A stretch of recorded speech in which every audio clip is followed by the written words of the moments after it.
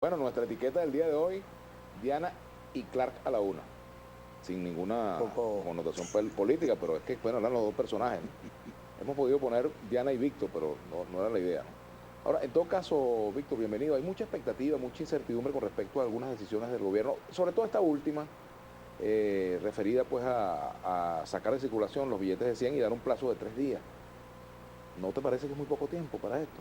Bueno, vamos a ver el resultado de estos 2 primeros días, Vladimir. Yo creo que la medida es lo primero que hay que Ujú. evaluar y además discutir y asumir.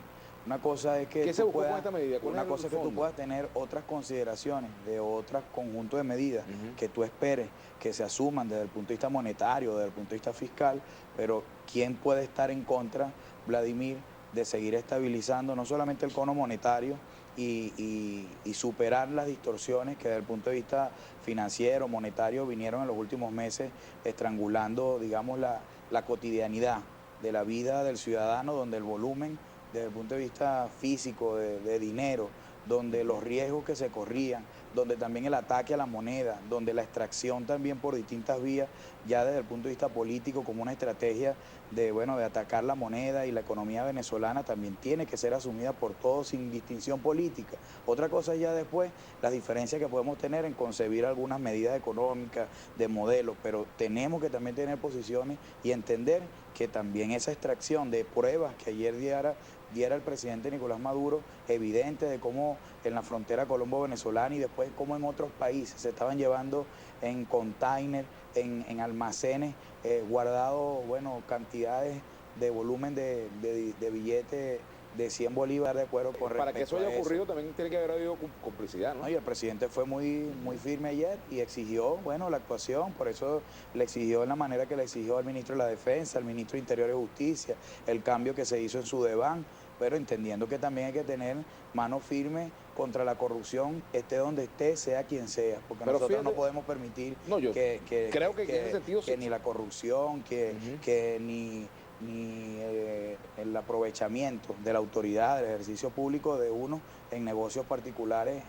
atacando, por supuesto, en este caso, el poder adquisitivo del pueblo de Pero por Venezuela ejemplo, y la economía venezolana. pasan cosas como esta. Ahora, lo que yo comentaba, esta mañana una señora en una panadería donde eventualmente me desayuno, pues intentó pagar con billetes de 100 y no le aceptaron. Y yo me pongo en el lugar de ese comerciante. ¿Cómo hacer para aceptar un dinero que luego también se le va a convertir en un problema? Si ya el presidente dijo que tienen 3 días para deshacerse de los billetes de 100, ¿no? Entonces, a veces siento que falta la comunicación de las medidas, el evaluar las implicaciones que esas medidas pueden tener en la población normal y corriente que no trafica con dinero hacia la Claro, frontera, que no hace... ciertamente, Vladimir, la valoración a la ciudadanía y a la población trabajadora venezolana tiene que tener todas las consideraciones del caso necesarias, pero también tenemos que tener decisiones audaces y firmes contra el contrabando, contra las mafias, que desde el punto de vista financiero, ilegal, bueno, han tratado durante los últimos 2 o 3 años y ahí están pruebas, y después nadie las quiere asumir. ¿Cuál fue el compromiso que había asumido en la mesa de diálogo la oposición de acompañar algunas medidas que en este caso enfrentaran el boicot financiero, el cerco, el ataque a la moneda? ¿Es o no una prueba evidente de lo que ayer el presidente mostraba? Y hemos tenido algún acompañamiento más allá de las posiciones políticas distintas que vamos a seguir teniendo como chavismo, como oposición. Bueno, pero también yo quisiera ver algunos voceros de la oposición, entre diputados, profesores, dirigentes, que también digan, bueno, sí es correcta la medida que está tomando el presidente, pero también se debe acompañar de esta. Acompañamos esto, diferimos en esto, pero tener una posición más digna, más justa con un Por país, ejemplo, con hoy una economía que debemos seguirla construyendo todos. el diputado Guerra planteaba hoy, economista, la Uno de posibilidad ellos, de uno que de se ellos, ampliara, por ejemplo, el plazo para la entrega de ese dinero, ¿no? A los bancos, por claro, ejemplo, pero el y que punto es, se incorporara a la banca privada. ¿Por qué no incorporar a la banca privada si es son dos intermediadora cosas también? eso y otra cosa ha sido el punto de partida con que algunas veces el profesor Ajá, Guerra ha querido desconocer y ujú. nunca asumir también algunas posiciones que al final él sabe que desde el punto de vista monetario, desde el punto de vista de la política macroeconómica son Pero correctas. también pudiera pasar, Víctor, que detrás de estas decisiones se enmascare el no asumir también decisiones en el campo económico que han debido asumirse a tiempo. Por ejemplo, la corrección de equilibrio, la unificación cambiaria, todas las recomendaciones de UNASUR en materia económica que no se cumplieron. Es lo que te digo, habrá entonces un debate que asumir y habrá entonces también balances y saldos de cada quien que asumir.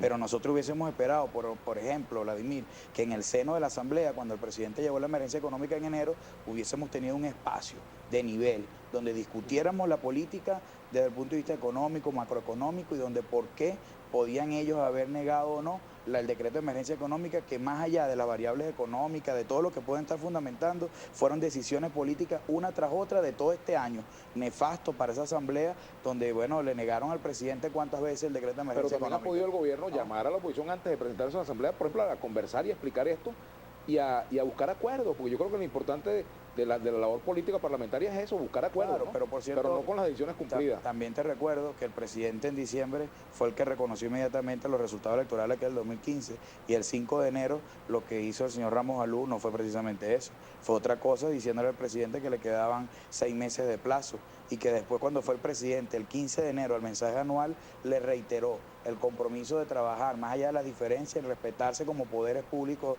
del Estado, en trabajar en los temas centrales y las prioridades nacionales del país, y eso no fue lo que se asumió. Yo estaba escuchando hoy, con todo respeto, a la invitada que me antecedió, no tengo en lo particular nada que referirme en lo personal ni en lo político, pero yo veía a ella al final agenda legislativa de lo que le correspondió a ella en el trabajo, y yo decía, yo creo que al final ella tiene balance que decir con las visitas guiadas y todo eso, que lo que su esposo logró en la agenda legislativa, que evidentemente es un desastre este año de primer balance que hacemos de la Asamblea, cuando tú ves y tú dices, bueno, en 6 meses salió el presidente, no salió, se activó la enmienda, la constituyente, no, le activaron la renuncia forzada al presidente, no, le demostraron al presidente que la nacionalidad colombiana, el Estado colombiano le respondió, y después, ¿qué llegaron a eso? Tampoco. Fueron a la OEA a pedir la aplicación de la Carta Interamericana, y ¿qué fue la respuesta de la comunidad internacional? Que respetaban la soberanía de Venezuela y que apostaban al diálogo y a la resolución de conflictos de manera pacífica. Entonces, cuando tú ves eso, y cuando tú ves 16 leyes, 15 leyes, Vladimir, 6 productos de la inconstitucionalidad,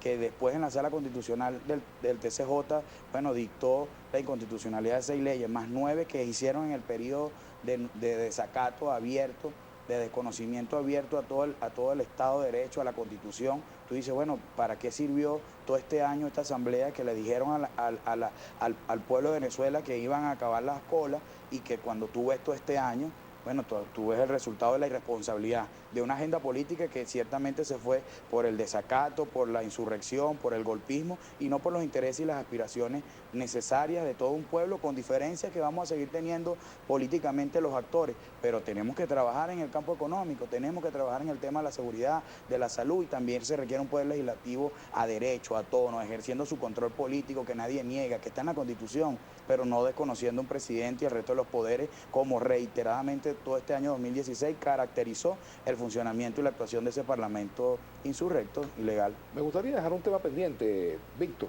Tiene que ver con el asunto, por ejemplo, de la operación que se hizo en la distribuidora de juguetes Chrysler, ¿no? Tiene que ver con el problema de la reposición de inventarios, hasta dónde estas decisiones, por ejemplo, como el DACASO hace varios años, pueden terminar siendo un remedio peor que la enfermedad. ¿Hasta qué punto eso puede traducirse en beneficios reales para la economía? ¿Hasta qué punto las empresas pueden invertir en un marco donde la SUNDE hace operativos de esta naturaleza, claro, que pueden generar temor a la inversión e incluso hasta la pérdida de empleo para muchas empresas que a lo mejor deciden no abrir más? Claro, vamos a hacer una pausa, y yo no sé, vamos a hacer una pausa, pero hay un tuit que tenemos por aquí y luego vamos a profundizar en ese tema. Con mucho gusto. Víctor. Aquí dice, pregúntale a Víctor si es posible que en 72 horas la población puede canjear los billetes de 100. Vendetta nos escribe eso. Vamos a comentar eso al regreso, las dos con mucho gusto. Y otras más. Ya venimos con Víctor Clark.